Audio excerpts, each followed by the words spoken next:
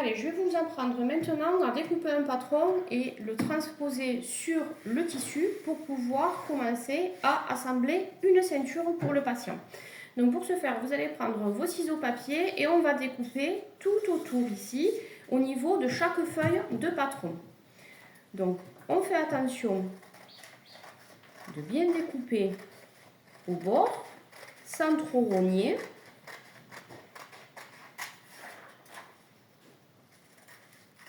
Et on va faire ça pour chaque morceau du demi-patron.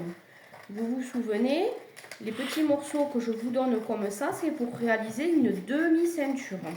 Donc tout à l'heure, on verra comment faire pour avoir une ceinture complète. Donc quand j'ai découpé tous mes petits papiers, donc on va regarder pour voir si on a bien tous nos numéros et qu'on n'a rien oublié. Donc, on va avoir 0, 1, c'est le début. Là, on est sur le milieu devant la ceinture. Ensuite, le 1 qui sont côte à côte. On va avoir les 2, 3 et 4. Et 5, c'est la dernière. Donc, vous vous souvenez ici, on est sur tout ce qui symbolise le droit fil, les flèches ici et ici, c'est ce qu'on va reproduire sur le coutil, ce tissu-là. Quand on a les petites croix sur nos patrons, c'est ce qu'on va appliquer sur l'élastique, sur la côte. Donc, on va prendre nos morceaux et on va tous venir les transposer à chaque fois sur notre tissu. Donc ici, c'est le coutil, donc on prend le coutil. Donc, je vais vous montrer sur quelques petits morceaux pour assembler ce que ça va donner. Donc, on va venir, on laisse, on peut se mettre au plus près en laissant juste un tout petit peu de tissu en bas, au plus près en bas, en haut, parce qu'on n'a pas de marge en haut et en bas. Par contre, sur chaque côté, on a 1 cm de marge qu'il faut laisser.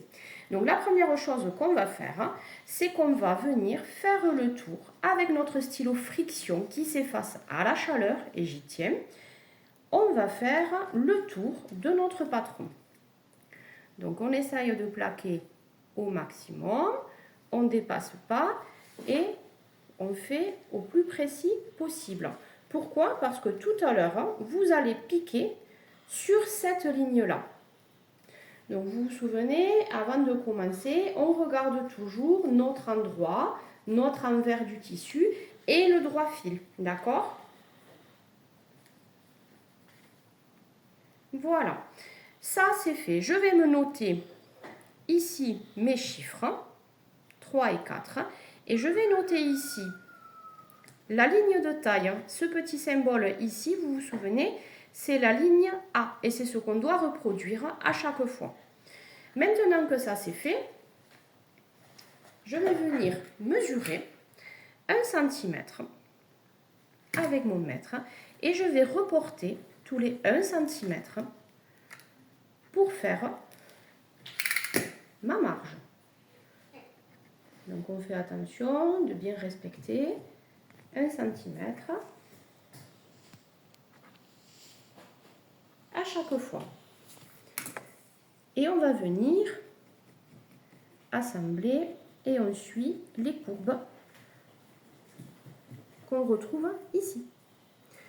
Donc vous pouvez serrer, faire un petit peu plus de points si vous avez peur de vous tromper au niveau de l'écart. On va faire la même chose de l'autre côté, donc 1 cm à chaque fois. Plus vous serez précis quand vous allez dessiner votre patron, plus ça sera simple de monter votre ceinture tout à l'heure.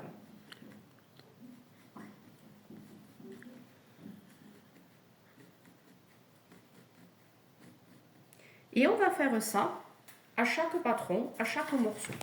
Donc, je vais prendre l'autre, je laisse un peu de marge pour que j'ai les 1 cm. Et je vais venir faire le tour, comme tout à l'heure, au niveau de mon tissu. Donc, je fais bien le tour sur sur les côtés, en haut, en bas. Que tout soit précis. Donc, je vais me noter mes chiffres pour me souvenir. D'accord? Ma ligne de taille. Et quand c'est fait, on va faire la même chose, d'accord, avec nos marges. On reproduit 1 cm à chaque fois, exactement pareil. Ça, vous allez me le faire sur chaque morceau pour le coutil et pour l'élastique.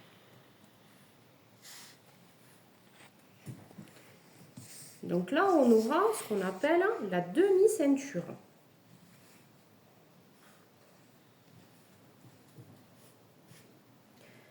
On réaligne.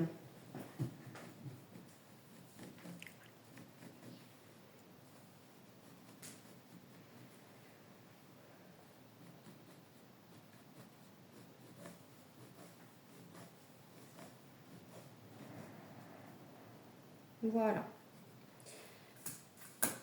Ensuite, on va vouloir faire la même chose, mais de l'autre côté de la ceinture. Donc, tous mes morceaux que j'ai reproduits, je vais faire la même chose, mais je vais les tourner, d'accord? Donc, c'est-à-dire que je vais prendre le morceau à l'envers, je vais venir le positionner pareil. Pour me faciliter les choses, je vais regarder quel chiffre j'ai. Donc, j'ai le 4 ici, je me reproduis le 4 là. J'ai le 5 ici, je me reproduis le 5. Je me remets ma ligne de taille que je vois en transparence.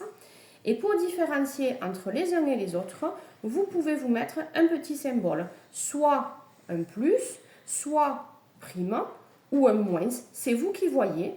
Vous vous faites le symbole que vous voulez. C'est pour différencier les morceaux côté gauche et les morceaux côté droit. Et on refait exactement la même chose tout autour. On va dessiner. On met nos petits repères à chaque fois. D'accord ? Et ensuite, on va venir faire notre marge, d'accord, comme on a fait sur les précédents morceaux. Une fois que j'ai tracé et que j'ai dessiné tous les morceaux à l'endroit, à l'envers, plus la même chose à l'endroit, à l'envers sur la côte, on va pouvoir venir découper nos morceaux de tissu. Donc là, vous allez venir couper avec votre ciseau à couture sur le trait extérieur le plus au bord, au niveau de la marge. Donc on fait attention de bien découper au niveau du trait. D'accord? On coupe le haut de la ceinture et on va découper chaque morceau comme ça. On ne coupe pas ici, attention, on coupe à l'extérieur.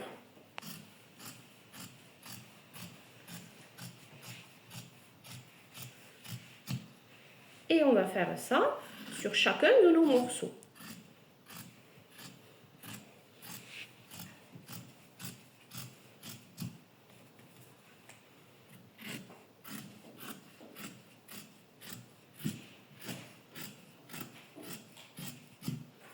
On regarde bien pour couper, aligner le bas correctement avec notre trait.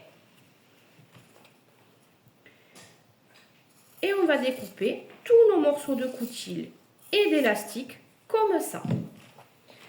Maintenant que c'est fait, au niveau du patron, on va regarder comment on doit assembler. C'est-à-dire qu'il faut que je regarde le descriptif fourni avec le patron pour savoir si je dois faire, pour savoir quel type de fermeture je dois réaliser. Est-ce que ça va être un agrafage? Est-ce que ça va être un laçage en plus? Est-ce qu'on va avoir un bouclage? Ça, c'est donné dans la consigne du départ.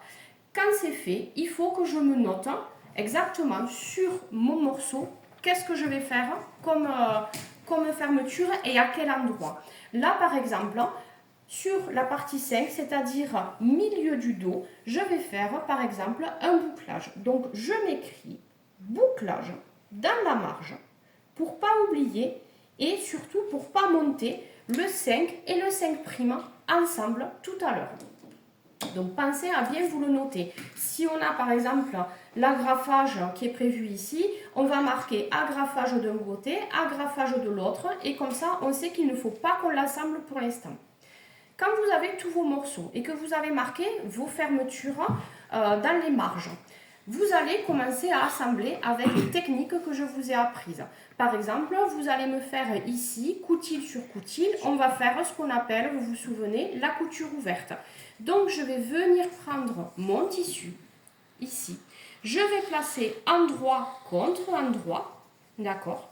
Et je regarde bien que mes deux traits, d'accord, de marge soient exactement à la même hauteur. On est bon, d'accord? Exactement pareil. Maintenant que c'est fait, je vais bien aligner mon tissu et je vais venir piquer ici, sur ce trait, d'accord, que j'ai tracé tout à l'heure. Donc, au point droit, ici, on va faire notre couture ouverte que vous avez déjà appris.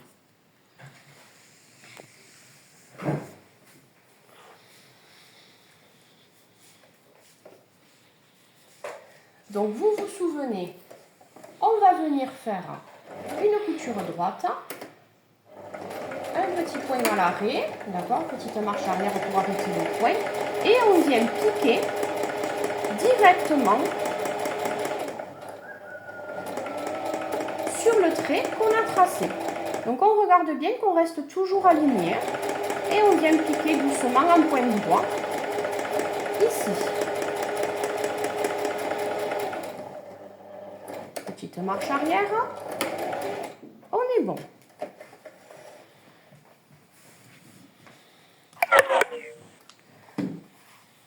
Quand on a fait ça, vous vous souvenez, pour la couture ouverte, on va venir ouvrir ici, ouvrir notre tissu, d'accord? On peut donner un petit coup de fer pour que ce soit plus propre. Et on va venir réouvrir, repiquer à 2 mm de chaque côté. Vous vous souvenez, c'est la technique de la couture ouverte. On y va, petite marche arrière. On prend bien les repères à sa machine. On tire bien les tissus pour avoir quelque chose de propre et de fini. Quand vous avez côte, donc de l'élastique et du tissu, du coutil, vous savez qu'il vous faut faire une couture rabattue. Et quand on a deux morceaux d'élastique, on va faire la couture en zigzag. Donc, première partie de surpiqûre de la couture ouverte. Et on va faire la deuxième. Exactement pareil. Petite marche arrière.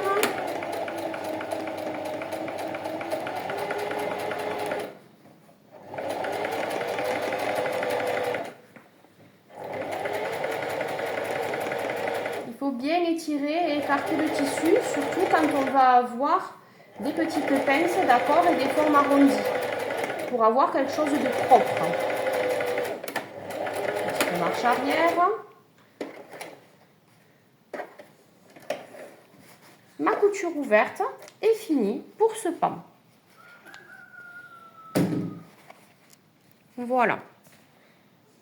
Ensuite, vous vous souvenez, on coupe ce qui dépasse et on va poser notre sergé. Vous pouvez faire les sergés à la fin quand vous avez fini de monter votre ceinture. Ce n'est pas un problème. Quand vous avez monté tous vos morceaux, ça va nous donner ceci. D'accord? Donc, j'ai piqué en noir pour justement vous montrer la différence là où on avait les traits. D'accord? Donc, on va venir piquer chaque fois au niveau des traits et on va avoir la couture rabattue ici, où il faut surpiquer de nouveau ici. On va avoir nos coutures ouvertes ici, comme je viens de vous montrer. Et ça va nous donner notre ceinture. Ici, vous voyez, on avait marqué bouclage, bouclage. Et c'est le numéro 4, le dernier morceau. Ça veut dire qu'ici, on est milieu du dos. Donc, le 0, milieu du ventre. Ici, milieu du dos. Donc, on aura sur cette ceinture, sur cette CMA, elle, un bouclage à l'arrière, ici, qu'on va réaliser une fois qu'on a tout assemblé.